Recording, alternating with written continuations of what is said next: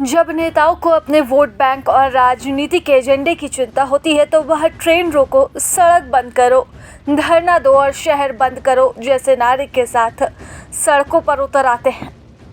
लेकिन क्या कभी आपने किसी नेता या पार्टी को जर्जर पुलों की मरम्मत, मिलावटखोरी के जहर या बदहाल शिक्षा व्यवस्था के खिलाफ मोर्चा खोलते देखा है? शायद ही कभी, क्योंकि आम आदमी की जान नेताजी की प्राथमिकताओं से काफ़ी आगे निकल चुकी है।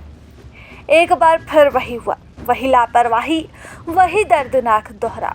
इस बार गुजरात के वडोदरा में 40 साल पुराना गंभीरा पुल अचानक ढह गया और 13 जिंदगियां मलबे के नीचे आकर दब गई। अब सवाल है कि आखिरकार अब कितनी जानें और जाएंगी, तब सरकारें चेतना में आएंगी। आपको शायद 2022 में मोरबी का वह पुल हादसा याद होगा, जहां पुल गिरने से 135 लोग मारे गए थे। सरकार ने उस वक्त बड़े वादे किए थे, हर पुल की मजबूती की जांच होगी, भविष्य में कभी ऐसा न होने देंगे। लेकिन 2 साल बाद फिर एक पुल गिरा और फिर मौतें हुई, फिर वही घिसे पिटे बयान, मुआवजा, जांच और कार्रवाई। गंभीरा पुल जो आणंद और वडोदरा को जोड़ती है, बुधवार सुबह उस समय टूटा जब 2 ट्रक, एक पिकअप वैन, एक वैन और एक ऑटो रिक्शा गुजर रही थी। जो लोग रोज की तरह दफ्तर, फैक्ट्री या काम पर निकले थे, वो अब कभी घर नहीं लौटेंगे। चौंकाने वाली बात यह है कि महज 15 दिन पहले ही स्थानीय पुलिस इंस्पेक्टर और ग्राम प्रधानों ने इस पुल का दौरा किया था। स्थानीय लोग लंबे समय से इसकी जर्जर हालत की शिकायत कर रहे थे, लेकिन शिकायतों की उम्र पुल की उम्र से भी छोटी निकली, क्योंकि व्यवस्था ने कभी भी उनकी बातों को गंभीरता से लिया ही नहीं।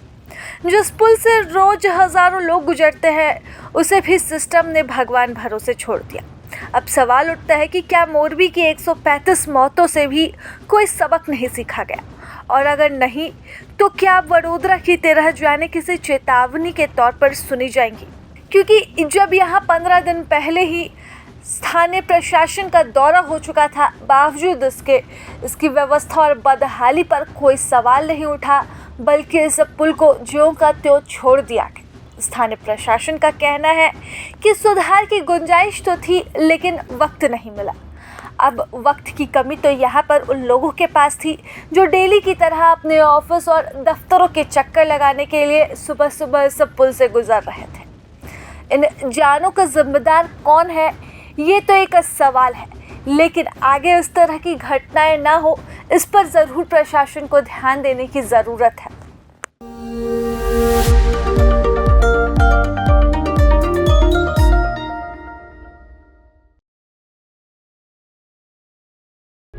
प्रभातखबर.com, विश्वास वही, रफ्तार नहीं।